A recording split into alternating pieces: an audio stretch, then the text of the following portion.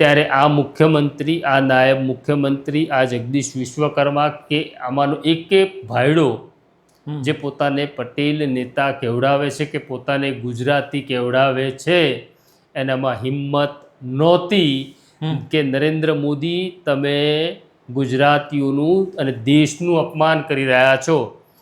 સરદારનું નામ ભૂસીને પોતાનું નામ મૂકવું એ માત્ર અપમાન નથી, એ મહાપાપ છે.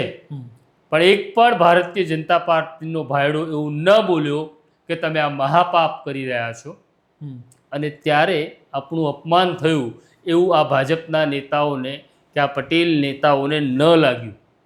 અફસોસ કરવાની જરૂર છે. આ બધાએ રાત્રે સૂતી વખતે પોતાની છાતી ઉપર હાથ મૂકી આ બધા નેતાઓએ પૂછવાની જરૂર છે કે સરદાર વલ્લભભાઈ પટેલનું નામ કાઢી નરેન્દ્ર મોદીનું નામ મૂક્યું ત્યારે આપણે કેમ ચૂપ રહ્યા, કેમ આપણે ડરી ગયા, કેમ આપણી બોલવાની હેસિયત નહોતી. ખડગેએ જો અપમાન કર્યું છે તો નરેન્દ્ર મોદીએ પણ અપમાન કર્યું છે. એ બોલવાની આ ગુજરાતી નેતાઓમાં હિંમત નહોતી.